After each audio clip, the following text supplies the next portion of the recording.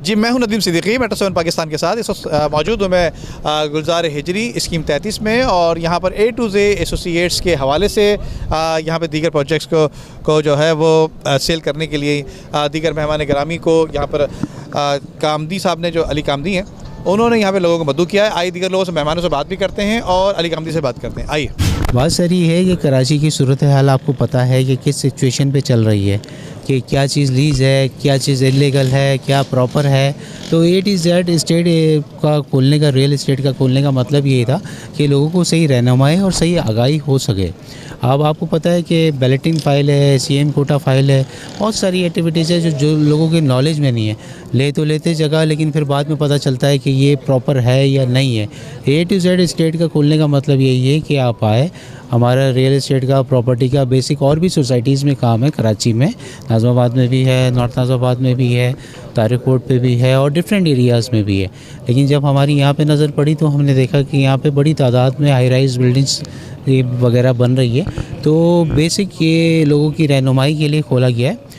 और किसी को भी कोई मशवरा चाहिए, कुछ चाहिए, या किसी फ़ाइल की वेरिफिकेशन भी चाहिए, तो हमारे पास आ सकते हैं। और हमारे पास मतलब किसी किस्म की कोई कॉस्ट, उसकी चार्जेस नहीं लिए जाते। अगर आप कोई भी चीज़ कहीं भी किसी भी सोसाइटी में ले रहे, किसी भी अपार्टमेंट में ले रहे, या किसी भी आप बेंगलोर कोई भी परचेज़ कर रहे, प्लॉट परचेज़ कर रहे, तो आप हमारे पास बिल्कुल आए और हमारे पास विदाउट चार्जेस आपको बिल्कुल सेटिस्फाई किया जाएगा कि क्या चीज़ लीगल है, क्या चीज़ इलीगल है, किसके डॉक्यूमेंट्स पूरे हैं, किसके नहीं है। तो वो चीज़ आपको बिल्कुल आपको बताई जाएगी प्रॉपर तरीके से। आज हमें मदऊ किया हुआ है और इन्होंने अपने एक नया ऑफिस सेटअप कर रहे हैं A to Z के नाम से, और बड़े माशाल्लाह से मिलनसार और बड़े खुश अखलाक शख्स हैं फ़िरोज़ कामदी साहब। और हमारी दुआएं इनके साथ हैं कि जो भी ये सिलसिला स्टार्ट कर रहे हैं और इसको बरूए कार लाएँ और अपने पाए तकमील तक पहुँचाएँ। एक्चुअली एक छोटी सी तकरीब यहाँ पे रखी है। A to Z वालों ने ऑफिस खोला है अपना प्लाटिंग के हवाले से। देखें, नंबर 2 फाइलिंग का जो है वो तो सिलसिला आपको पता है काफ़ी है, मगर मैं लोगों को एक मैसेज देना चाहूँगा कि खुदारा कि जो भी किसी से भी कोई भी प्लाट की फ़ाइल लें उसको वेरीफाइड ज़रूर करवाएं। हमारे पास डिपार्टमेंट जो है, ऑफिस हैं, ऑन है, KDA है, और भी दूसरे जो है वहाँ पे जो है उसको वेरीफाइड कराएं, उसको चेक करें। और ये बड़े अच्छे फ़िरोज़ कामदी हैं, उन्होंने अपना एसोसिएट खोला है। आप अगर इधर आएँ, प्लाटिंग को देखें।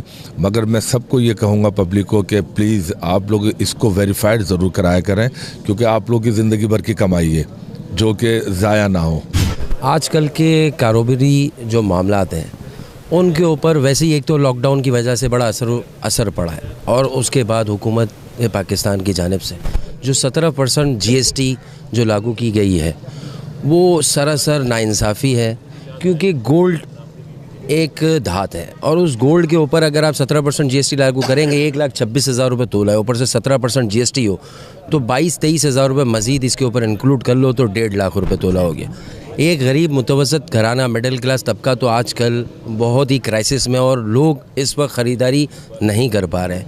अगर उनके ऊपर ये सारी चीज़ें लागू हो गई तो कहाँ गरीब घरानों की बच्चियों की शादियाँ, कहाँ दूसरे मामलात। और रियल इस्टेट के ऊपर भी जो इस वक्त मामलात हैं कि बिल्डर हजरात जो आजकल जिस तरीके से रेलवे की अराजी पे अभी आपने देखा था तिजोरी हाइट्स गिराई गई और दूसरे मामलात हुए, तो यहाँ आजकल रियल इस्टेट के ऊपर भी ज़रा ध्यान रखें। गलत था। मैं इसी के ऊपर रोशनी देना चाह रहा था कि जैसे A to Z हमारे एसोसिएट, जिस तरह फ़िरोज़ कामदी ने आज इन्होंने इफ्तिताह हुआ है, तो ऐसे कुछ लोग हों कि जो नुमाइंदगी करें अच्छे बिल्डर्स की तरफ, जो लोगों को सही इन्वेस्टमेंट की तरफ प्रॉपर लागू करें। तो मेरे ख़्याल से ऐसे लोगों की तरफ आप लोगों को सबको आना चाहिए।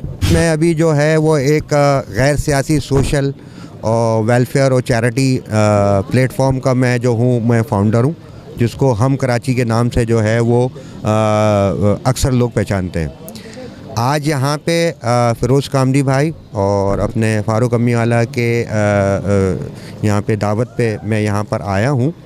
और ये जो आपका सवाल है उसका जवाब मैं इस तरीके से देता चलूँ कि देखिए, यही तो चीज़ें हैं कि हमें अच्छे लोगों के साथ हमें जो है वो काम करना चाहिए। और वो अच्छे लोग कौन हैं वो आपको आपके ही दरमियान में मिलेंगे, और उनके साथ जब आप काम करेंगे और काम को जो है वो आगे लेके चलेंगे तो आपको खुद ही ये चीज़ का अंदाज़ा हो जाएगा कि आप कोई भी चीज़ अगर ले रहे हैं तो वो लीगल है या इलीगल। क्योंकि एक चीज़ अगर 50 लाख की है, कोई बोले मुझसे आप 30 लाख रुपए में ले लो, तो इतनी तो सेंस इंसान की बनती ही है कि यार 50 लाख की चीज़ 30 लाख में कैसे मिल सकती है, इसके अंदर कोई ना कोई दो नंबरी तो होगी। मैं रियल एस्टेट के बारे में यही कहना चाहूँगा कि इस वक्त हमारे मुल्क की पोजीशन उस जगह पर पहुँची हुई है कि कारोबार करना भी मुश्किल हो गया है यहाँ पर, चाहे वो रियल एस्टेट हो, गोल्ड हो या किसी भी हवाले से कोई भी काम हो, तो बहुत मुश्किल हुकूमत पाकिस्तान ने बनाया है उसको। फिर उसके बाद 17% जो टैक्स जो हमारे ऊपर लागू किया गया है, वो 17% टैक्स पहले से ही हम हर चीज़ में देते हुए आ रहे हैं और देते रहते हैं। उसके बाद वो 17% टैक्स प्रॉफिट की बुनियाद पर भी लेना चाहते हैं, वो मेरी नज़र में गलत है। 17% टैक्स के हवाले से मैं एक और बात कहूँगा कि GST 98 के अंदर भी GST लागू किया गया था, उसके बाद उसको कैंसलेशन में डालकर और हर आइटम के ऊपर जो है ना उन्होंने GST लागू कर दिया। अब जो GST लागू किया जा रहा है उसके बाद हम किसी भी कारोबार करने की पोजीशन पर नहीं रहते। कारोबार तो वैसे ही बिल्कुल ख़त्म हो गया है और लॉकडाउन ने तो बहुत ज़्यादा ही पोजीशन ख़राब कर दी है लॉकडाउन ने। मेरा नाम राना तारिक है, मैं राना बिल्डर्स एंड डेवलपर्स का ऑनर हूँ और मैं यहाँ पे फ़िरोज़ कामदी साहब के ऑफ़िस की ओपनिंग सेरेमनी के सिलसिले में आया हूँ। तो माशाल्लाह ये बड़ी अच्छी खुशाइंद बात है कि फ़िरोज़ कामदी साहब ने एक अच्छा इजाफ़ा है बिल्डर्स के लिए। और उसके अलावा जो आजकल हालात चल रहे हैं, जो पाकिस्तान की माशी पॉलिसी हैं वो ठीक नहीं है, किसी भी काम के लिए ख़ास तौर पे बिल्डर एंड डेवलपर्स के लिए किसी भी तौर पे मुनासिब नहीं है, जिसकी वजह से काम में बहुत ज़्यादा प्रॉब्लम्स आ रही हैं और लोग परेशान हैं। तो मैं आला काम से अपील करूँगा कि हुकूमत वक्त से कि वो इन अपनी पॉलिसियों पे नज़रसानी करें ताकि गरीब लोगों का रोज़गार चले। और एक ये इंडस्ट्री पाकिस्तान एक बहुत बड़ी इंडस्ट्री है जिसमें बहुत सारे लोग इस शोबे से वाबस्ता होते हैं। तो मैं चाहूँगा कि इसमें कम से कम रिलीफ दिया जाए ताकि लोगों का ज़रिया रोज़गार बन सके। बहुत शुक्रिया। देखिए, बात यह है कि जो आपने कहा रियल इस्टेट के काम में वाकई इस वक्त बहुत ज़्यादा दो नंबरी है, और जो बज़ाहिर जो लोग इसमें अभी है जिन्होंने यहाँ हमें इनवाइट किया है, जो लोग ये काम खोलने जा रहे हैं, तो ये अच्छे लोग हैं। इनको हमारी कोशिश ये है कि इंशाल्लाह फ़ेयर तरीके से ये काम करें। फ़ेयर तरीके से काम करेंगे, लोगों को इंशाल्लाह फ़ायदा भी होगा और इनको भी तरक्की होगी। मैं क्या कहूँगा, मेरा तो पिछले हफ्ते खुद मोबाइल छीन के ले गया और नए तरीके ऐसे हुए हैं कि हर मोटरसाइकिल वाले से डर लग रहा है। क्योंकि मैं फुटपाथ पार कर रहा था अपनी गाड़ी से निकल के, दो मोटरसाइकिल पे लड़के आए, मेरे हाथ से मोबाइल छीनते वो गए। तो ये सब अफरा तफरी लगता है जानबूझ के फैलाई जा रही है, क्योंकि इंसानियत और इंसान जो है बहैसियत इंसान तो बहुत मासूम आदमी है, लेकिन प्री प्लान जिस तरह दहशतगर्दी होती है उस तरह कराची में मैं ये समझता हूँ ये वारदातें कराई जाती हैं और कराची वालों को ताकि बेसुकून भी रहे। तो ये दुश्मनों की चाल है। इंशाल्लाह ताला दूसरी तरफ ये रुख भी देखें कि जो मुख्तलिफ़ NGOs हैं और ये लॉकडाउन के दौर में जिस तरह हेल्प की है लोगों की, यहाँ कराची के शहरी कोई भूखा नहीं मरा अल्लाह के हुक्म से। और इन तमाम दोस्तों के अहलियान कराची के ताउन से, साहिब सरवत लोगों के ताउन से, और जनाब फ़िरोज़ कामदी और इरफान इमी वाला और हमारे नईम MNA आदम भाई और दूसरे दोस्त हैं वसीम और हाँ कामदी भाई, तो वसीम कामदी भी यहाँ मौजूद हैं।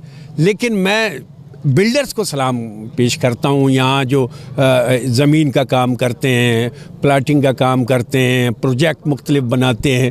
तो इन्होंने ना सिर्फ कराची को रोज़गार दिया है बल्कि जनाब आली ये समाजी कामों में, खिदमत के कामों में भी बढ़ चढ़ कर हिस्सा लेते हैं।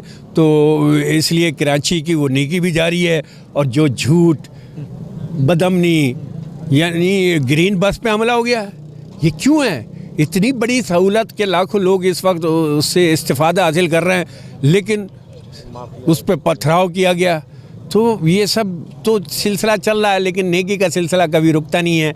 जिस तरह ये कारोबार रुकता नहीं है, आज इतनी ज़बरदस्त ओपनिंग हुई है A to Z एसोसिएट की इस दफ्तर की यहाँ तेसर टाउन में, और पंजाबी सौदागरान पास ही है, तो ये बड़ा मुस्तकबिल में बहुत अच्छा इलाका बनने वाला है। तो यहाँ आके बड़ी खुशी भी हुई, तमाम दोस्तों से मुलाकात भी हुई और जनाब खुश रहें, आबाद रहें, हमारी यही दुआ है इनके साथ है। फ़िरोज़ कामदी की तरफ से ये जो A2Z एसोसिएट्स इन्होंने लॉन्च किया है रियल एस्टेट, इस बारे में एक बहुत अच्छा कदम है, अच्छा कदम उठाया है।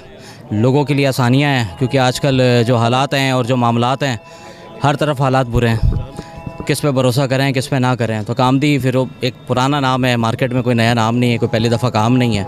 तो अल्हम्दुलिल्लाह अल्लाह इस इदारे को भी तरक्की दे और इन लोगों को हिम्मत दे कि इसको तकमील तक पहुँचाए। जिसको रब पे भरोसा नहीं वो ये कहेगा कि हालात ख़राब हैं, जिसको रब पे भरोसा है कभी हालात नहीं ख़राब होते।